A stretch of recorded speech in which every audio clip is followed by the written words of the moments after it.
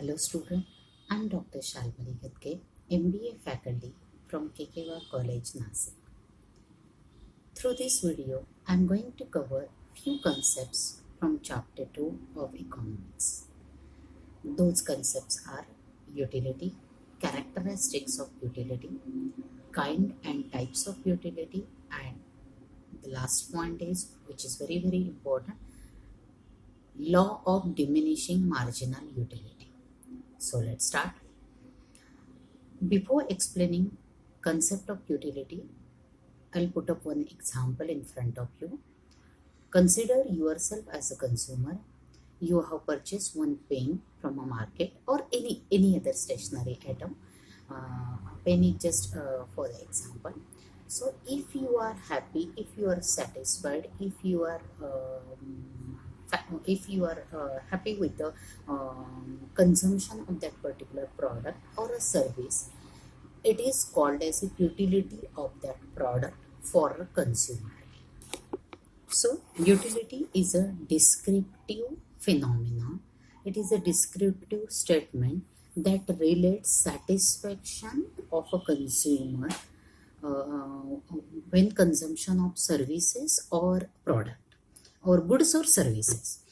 Utility is totally depend upon intensity of a want. In modern time, utility has been called as expected satisfaction. Now let's understand characteristics of utility. First, utility is a psychological term. It is always individual and relative. It is not necessarily same as usefulness. Usefulness is different than utility. Fourth point, which is important, utility cannot be measured in numerical term. Because it is a psychological term, it is a phenomena. It depends upon consumer to consumer. It changes with the people to people as per their expression. So utility cannot be measured. We'll discuss this point further with the help of one example. But let me finish with this characteristic first. Fifth characteristic, that is the next one, utility is depend upon intensity of a want, and the last point is utility is differ from pleasure. Now let's understand types of utility. There are four types of utility: time, place, form, and service utility. Okay. Now just now we have talked about, can utility be measured?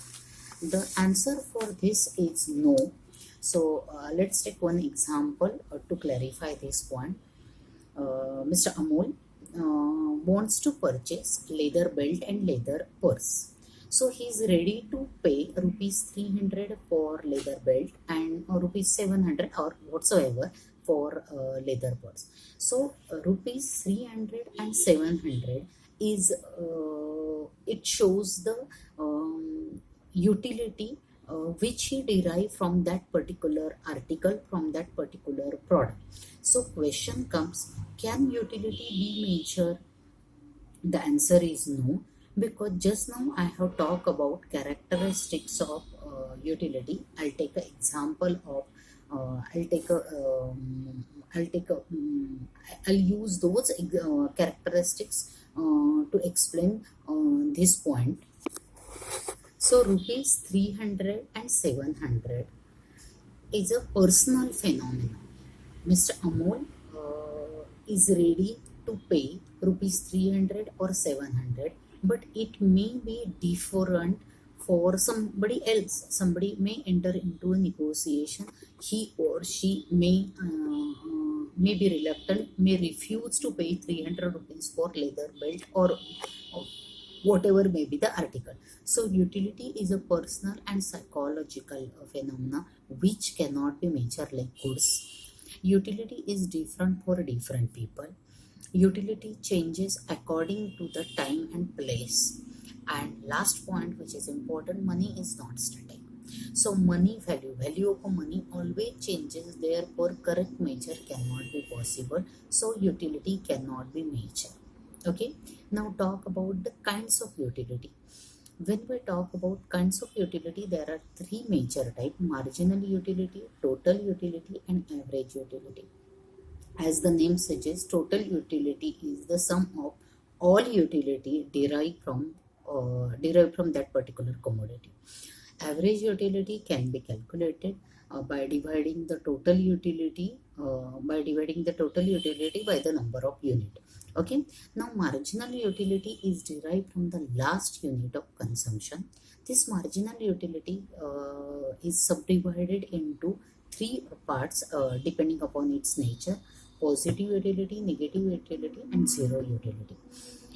To clarify this point, I'll put up one example. See, in the economics, all these concepts can be summarized, can be remembered for long period with the help of proper example. So please, students, please concentrate on this example. When we talk about types of marginal utility, suppose you are very thirsty, so you wish to drink something, and you visit a nearby shop, buy one glass of a juice, and that first glass of a juice gives you immense pleasure, or we can say the first glass of a juice is a great utility for you. Okay, so you go for another, that is a second glass of juice. Then it will you will be happy, but utility will be less than that of first one. Correct? I hope you are agree with me. It is because the need of your thirst has been fulfilled with the help to a great extent with the help of first glass of a juice. Then if you drink the third glass of a juice, the utility of third glass of juice will be less than that of second, and so on. So the utility goes on diminishing with the consumption of every successful glass of a juice till it drops to zero. So this is called as law of diminishing marginal utility. When we talk about zero utility, at some point of a time, consumer, you as a consumer, satisfaction is maximum. But if a consumer forced to take one more glass of a juice, it leads to disutility and total utility decline. The marginal utility will become negative. So rational consumer will stop taking juice at that point at which the marginal utility is zero. So even if a juice is free, he or she will refuse. In short, the more we have uh, a commodity or the things, the less we want. Okay, so this explains the diminishing marginal utility as well as subtypes of marginal utility, that is positive, negative, and zero utility. Thank you.